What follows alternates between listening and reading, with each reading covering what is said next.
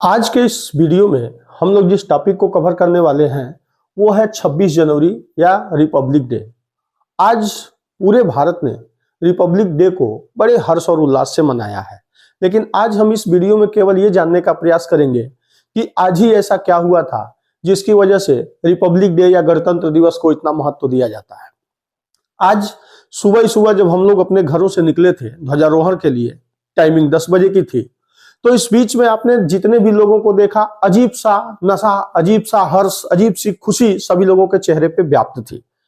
1930 में 26 जनवरी 1930 में एक घटना घटी थी जिसकी पुनरावृत्ति आज के डेट में 26 जनवरी 1900 आज 2025 में भी सुनाई दे रही है। सभी लोग के चेहरे पे खुशी व्याप्त है। ध्यान से अगर हम समझें तो 26 जनवरी 1930 को लाहौर अधिवेशन के टाइम पे पहली बार पूर्ण स्वराज्य की मांग की गई थी पंडित जवाहरलाल नेहरू जी के द्वारा, और उसी समय देश ने पहली बार गणतंत्र दिवस के रूप में, रिपब्लिक डे के रूप में इस डेट को सेलिब्रेट किया था। आज धीरे धीरे ये घटना 77 साल ले चुकी है और हम लोग उसी क्रम को बारंबार दोहराते हुए चले आ रहे हैं। पूरा देश बड़ी ही उत्सव के साथ इस डेट को मनाता है। लेकिन 26 जनवरी 1930 के भी पहले कुछ घटना घटी थी।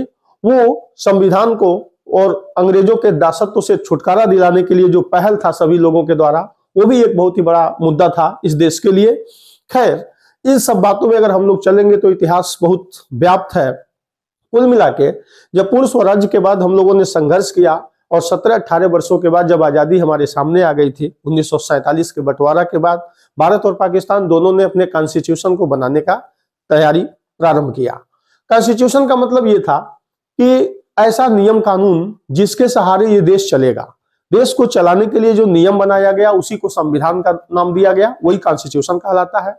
भारत का संविधान दुनिया का सबसे बड़ा लिखित संविधान है। भारतीय संविधान से बड़ा दुनिया में दूसरा और कोई संविधान नहीं है।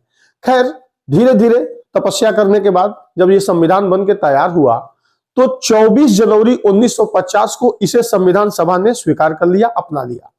लेकिन तभी लोगों ने देखा कि आज का दिन इतना महत्वपूर्ण है कि धीरे धीरे इसे पूरी तरीके से तैयार करके समर्पित करने में अपने आप को ये 24 जनवरी 1950 तक का दिन आ गया है, तो क्यों ना हम लोग 2 दिन का इंतजार कर लें और तब इसे सर्वसम्मति से स्वीकार किया जाए और एक साथ पूरे देश में इसे लागू कर दिया जाए।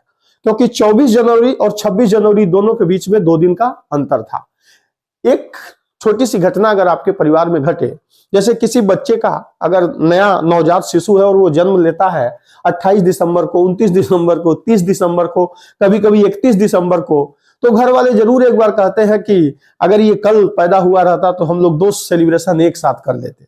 भारत अगर इंग्लैंड के खिलाफ कोई मैच जीतता है तो आपका जो आइडियल है, जिस पे आप बहुत भरोसा करते हैं, अगर वो विजयी शॉट मारता है, जिस शॉट से टीम जीत जाती है, अगर उसी शॉट के साथ उसका शतक भी पूरा हो जाए, विराट कोहली का, धोनी का, सचिन तेंदुलकर का, सहवाग का, किसी का, तो आप दूना उत्साह में आ जाते हैं। बिल्कुल यही काम उस समय भी किया गया। 24 जनवरी के उस डेट को हमारे संविधान सभा के जो निर्मात्री लोग थे वो लोगों ने इस डेट को 2 दिन के लिए होल्ड किया, आगे किया।